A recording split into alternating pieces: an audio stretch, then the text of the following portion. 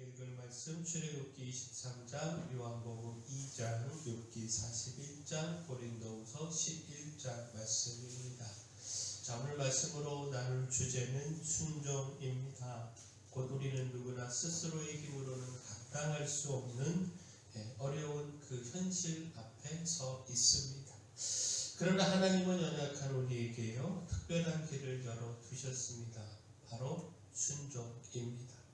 오늘 말씀을 통해 순종이요 어떻게 하나님의 능력과 기적과 승리와 생명으로 이어지는지 함께 살펴보도록 하겠는데요. 먼저 순종으로 하나님의 능력을 경험할 수 있습니다. 욥기 41장은 하나님께서 리어 야단을 예로 드시면서 욥에게 질문하시는 장입니다. 욥기 41장 13절 14절 말씀 보면 누가 그것의 겉가죽을 벗기겠으며 그것에게 겹재가를 물릴 수 있겠느냐? 누가 그것의 턱을 벌릴 수 있겠느냐? 그의 둥근 이들은 심히 두렵구나. 자, 누구도 그 거대한 존재를 제압할 수 없고 또 그의 입과 이빨과 힘 앞에서 두려워할 수밖에 없다라고 하는 사실을 통해서 인간의 한계와 하나님의 절대적 능력을 드러내십니다. 자, 여기서 기억할 것이요, 하나님은 욥에게 단순히 내가 틀렸다 책망하시는 것이 아니고요, 내가 다 알지 못한다 이 사실을 깨닫게 하시는 것입니다. 사람이 감당할 수 없는 리어 야단조차 하나님이 지으셨고 다스리십니다. 그렇다면 우리의 고난도, 우리의 삶의 모든 혼란도 하나님의 주권 밖에 있는 것이 아닙니다. 우리는 종종 이해되지 않으면 원망하고 설명되지 않으면 불신합니다.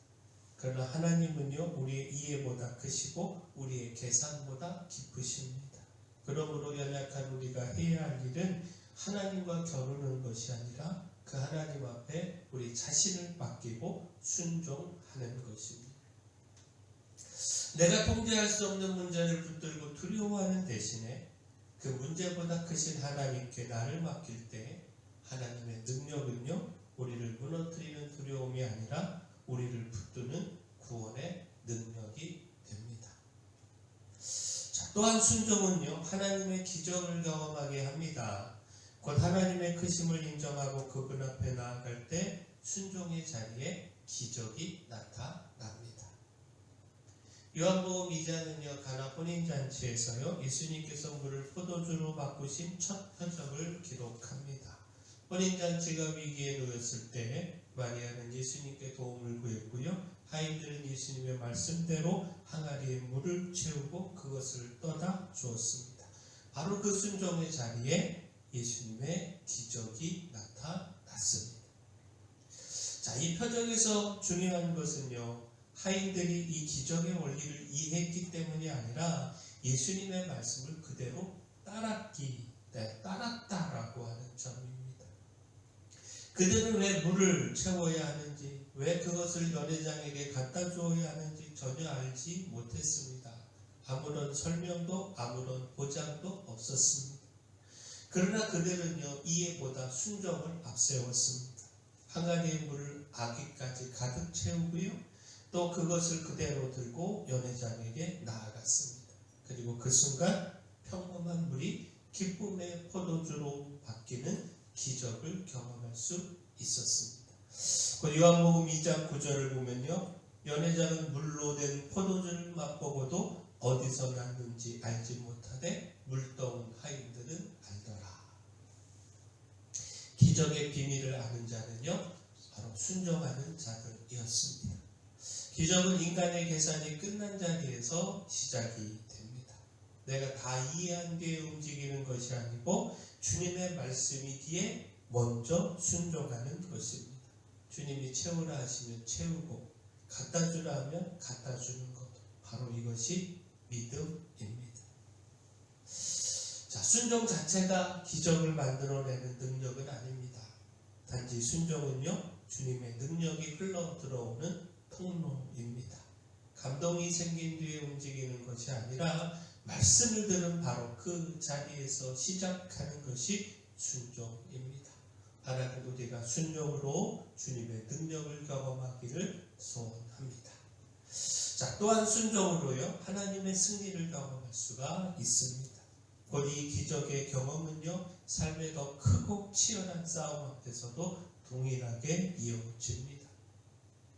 출애굽기 23장은요, 하나님의 백성이 약속의 땅을 향해 가는 길에서 어떤 기준으로 살아야 하는지를 보여줍니다. 하나님은 공의로운 재판, 안식일과 절기의 준수, 우상 숭배의 거절, 오직 하나님만 섬기는 삶을 명하십니다. 그리고 그 말씀에 순종하는 자에게 친히 앞서가시겠다 약속을 하십니다. 출애굽기 23장 22절 23절 말씀 보면, 내가 그의 목소리를 잘 청종하고 내 모든 말대로 행하면 내가 내 원수에게 원수가 되고 내 대적에게 대적이 될지라. 내 사자가 내 앞서가서 너를 아모리 사람과 헷 사람과 그리스 사람과 가나안 사람과 히위 사람과 여부스 사람에게로 인도하고 나는 그들을 끊으리니. 승리는요, 전쟁 기술이나 인간의 힘에서 오지 않습니다. 하나님의 말씀을 끝까지 따를 때 하나님께서 우리의 싸움을 대신 싸워 주십니다. 더 나아가 하나님은요, 단지 전쟁의 승리만을 약속하신 것이 아니고요, 양식과 물에 복을 더하시고 병을 제하시고 또 삶의 자리 전체를 돌보시겠다, 그렇게 말씀하셨습니다. 순종은 단순한 종교 행위가 아니고요, 하나님의 다스림 아래 내 삶 전체를 내어 드리는 태도입니다. 우리는 문제를 이길 방법부터 찾기 전에 먼저 하나님 앞에서 순종하고 있는가, 이건 먼저 돌아봐야 합니다. 말씀을 부분적으로 듣고 내 형편에 맞게 선택하는 태도는 결코 순종이 아닙니다. 세상의 방식보다 하나님의 말씀에 그 기준을 더 높이 세울 때 하나님께서 친히 우리의 앞길을 여시고요, 승리를 더해 주십니다. 바라긴 우리가 순종을 통한 이 승리, 우리의 삶에서 풍성히 누리기를 축원합니다. 자, 또한 순종으로 생명을 경험할 수 있습니다. 곧 이 순종의 삶은요, 나 한 사람에서 끝나지 않습니다. 순종은 결국 이웃을 살리는 생명의 통로가 됩니다. 고린도후서 11장에서 바울은요, 거짓 사도들의 화려한 자랑과 매혹적인 말 앞에서도 흔들리지 않습니다. 그는 세상이 인정하는 조건이나 명성을 내세우는 대신에 교회를 향한 염려와 자신의 약함을 자랑합니다. 고린도후서 11장 28절에서 30절까지 말씀 보면, 이 외의 일은 고사하고 아직도 날마다 내 속에 눌리는 일이 있으니 곧 모든 교회를 위하여 염려하는 것이라. 누가 약하면 내가 약하지 아니하며 누가 실족하게 되면 내가 애타지 아니하더냐. 내가 부득불 자랑할진대 내가 약한 것을 자랑하리라. 바울은 그리스도의 종답게 복음과 교회를 위해 자신을 내어 주었습니다. 그의 관심은 자기 명성이 아니라 교회의 생명이었습니다. 누가 약하면 내가 약하지 아니하며 라고 하는 이 고백은요, 참된 사역자가 얼마나 깊이 교회를 품고 사랑하는지를 보여줍니다. 무엇보다 바울이 약함을 자랑하는 것은요, 패배주의가 아니죠. 자신의 힘이 아니라 하나님의 은혜로 사역하고 있다라고 하는 사실을 드러내는 믿음의 고백입니다. 순종은 편한 길이 아닙니다. 때로는 매를 받고 오해받고 눈물로 버텨야 합니다. 그러나 그 순종을 통해 복음이 전해지고 생명이 살아나고 교회가 세워집니다. 그래서 참된 순종은 결국 생명으로 이어집니다. 그러므로 우리가 무엇이 참된 복음인지 분별하기를 원합니다.